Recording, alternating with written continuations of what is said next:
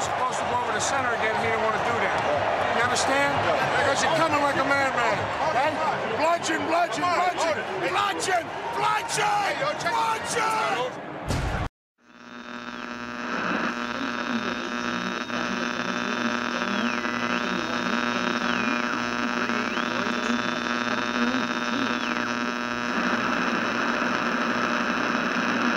Let's just start from the beginning.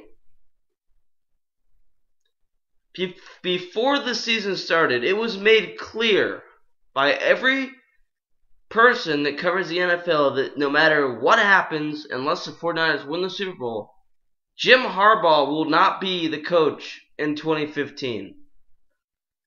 Shit, back in May of last year, there were rumors that Harbaugh would be traded to the Cleveland Browns.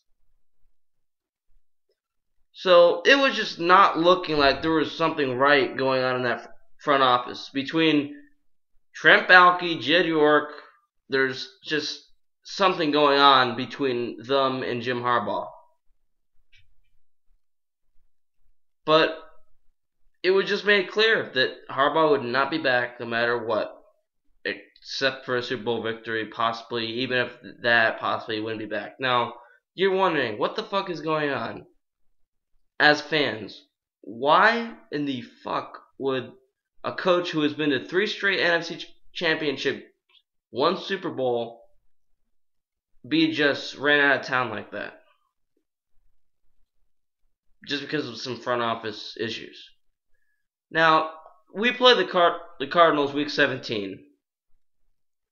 We beat them. Harbaugh gets a Gatorade bat from his team. Looks like he's going to be, departed in a nice way. Because the players, despite what the media might have said of where he lost the locker room, that is absolute bullshit, I'm here to say, because there's absolutely no way that a coach that loses a locker room would get a Gatorade bath and get praised by his players. No matter what anyone will say, Jim Harbaugh did not lose that locker room. He lost the front office. So, we beat the Cardinals on December 28th. December 29th, Jim Harbaugh goes to Michigan. He is named new head coach of the University of Michigan. And so the coaching search starts. The search starts. Who are the 49ers going to get as their new head coach to replace the coach that took them to 3 straight NFC championship games, a Super Bowl, was close to winning it? Who's going to take over? Well, what I'm thinking is, we need an offensive mind. I mean, I was pretty upset with the fact that we had to let Harbaugh go, but what I thought was that, hey, we can get a good offensive mind, and we can improve our struggles on offense. Because with Greg Roman as our offensive coordinator, and Harbaugh too, a little bit, with his play calling, despite all his success and despite the fact that I did not want to see him go anywhere, we had some issues on offense this year.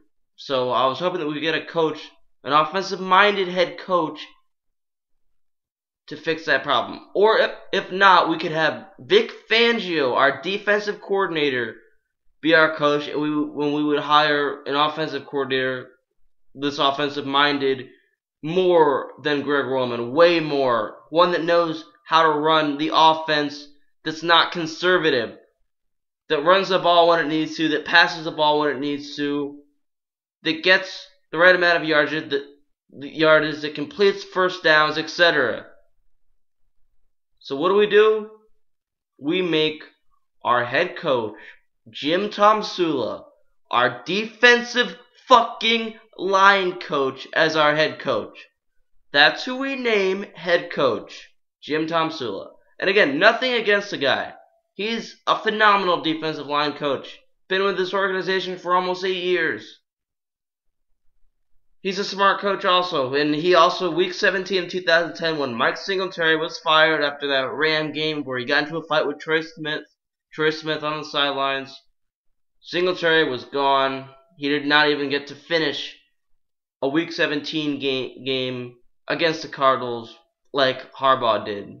Of course, because Harbaugh was one of the best coaches of this decade one of the best hires since Bill Walsh, Steve Mariucci. But Mike Singletary was just absolute trash, had no business. No matter how nice of a person he was, no matter how good of a linebacker he was, one of the best linebackers of all time, he had no business being head coach. He was also a good linebacker coach, though.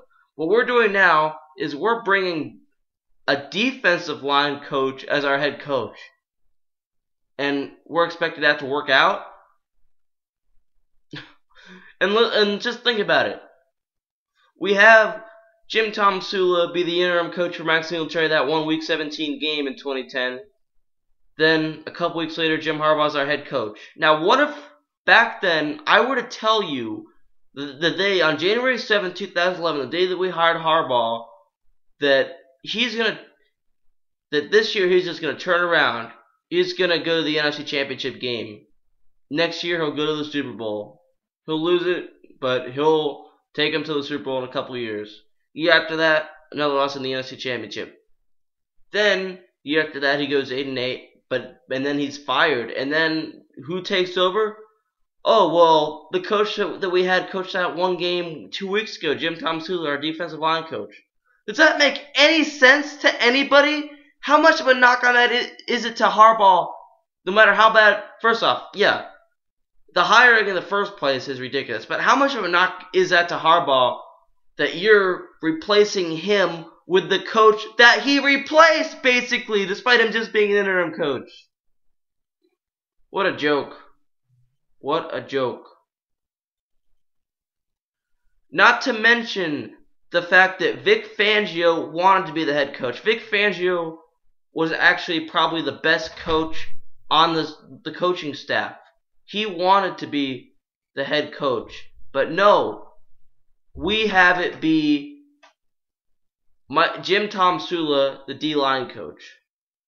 This makes no sense. And Jed York is a fucking moron for letting this happen.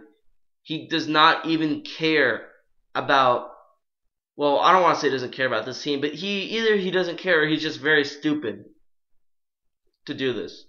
And let me just say what I would have wanted. I would have been perfectly fine with Jim Tomsula being the defensive coordinator. In fact, I would probably want that to happen. That would probably be that move would make sense, because if you're going to have Vic Fangio be the head coach, you can have Jim Tomsula be the defensive coordinator. Now, if we weren't going to get Vic Fangio as head coach, we were going to get Adam Gase from Denver instead as our head coach, then I'd want Vic Fangio to still be the defensive coordinator. But hey, guess what? Vic Fangio is gone now because of this. Isn't that just wonderful, everyone? Fangio is now gone. Great. You happy now, Jed? And Trent Baalke, I've been a big fan of you ever since you became our GM. You've done some great moves, but you've also made some very shitty moves. And the fact that you're in favor of this and you let this happen is ridiculous also. You make Jim Tomsula the defensive coordinator if you're going to have Vic Fangio be the head coach. Nothing else. That's it. Vic Fangio, besides that one game in 2010, has no NFL coaching experience. Yeah, he coached in Europe, in Scotland. That's great, okay? That's great. Good for him. He's a good coach also, I'll say that, but he's not ready to be head coach. Did anyone see his press conference today? First off, next year, when he's our head coach, please, media members, train him in how to do press conferences. I've never seen a worse head coach introductory press conference in my life. I don't think I've ever seen a worse press conference in my life in general, to be honest. Oh my gosh. And it's not his fault. This is not Jim Tomsula's fault at all. I got nothing but respect for Jim Tomsula. It's Jed York's fault. It's Trent Baalke's fault. The front office's fault for letting this happen. For being so stupid to even consider this. They interviewed Mike Shanahan, and yet they go with Jim Tomsula instead. Adam Gase from Denver. Hey, he could have even been the offensive coordinator for us if we were going to have Vic Fangio be the head coach. We could have gotten any good offensive coordinator from any team, any good offensive-minded coach in general as the offensive coordinator if we were going to have Vic Fangio be the head coach? Who's going to want to coordinate under Jim Tomsula, who they don't know? That's actually a big name. We need a good offensive coordinator. We don't need another Greg Roman. We need an offensive coordinator that will turn this offense around and stop it from being so damn conservative. And we will not get that. Now, I don't think we'll even get that. I hope I'm wrong, but I don't think we'll get that. I hope I'm entirely wrong. I hope Jim Tomsula proves me wrong. Alright, now part of me does want to say that, hey, we got to give him a chance. Because maybe you do. Maybe I'm completely wrong and Jim Tomsula will be 12-4 next year and take us to our home Super Bowl next year at Levi Stadium and win it. I hope that happens, obviously. And Jed York, I think, is dumb enough to think that that will happen. Hey, how does me, a 17-year-old kid, know more about this decision than Jed York seems to know? I want to know. I really want to know how a 17-year-old kid like me would know so much more about this decision. I hope that next time I hear an interview with Jim Tomsula, he's prepared more. He's less shy. I mean, I may have stuttered a lot in this video, but if you heard Jim Tomsula's press conference, I have never seen anyone stutter. I stutter a lot. He stuttered throughout the whole press conference, and he couldn't even answer the questions properly. He wasn't prepared right. Prepare him to be interviewed. Prepare him for press conferences, please. Thank you. Anyway, that's all I got. Ooh. Niner Empire. One team, one family, one goal. I'm out. Hope you enjoy my tribute for Jim Harbaugh. I'm out. Peace. But you guys, I am really, really proud of you guys. You guys are one hell of a football team. Who's got it better than us? Nobody! Of course I was always a more popular cousin. He was always busy with his football. Screech, I don't want to meet your cousin. I'm never playing football again. Thanks anyway.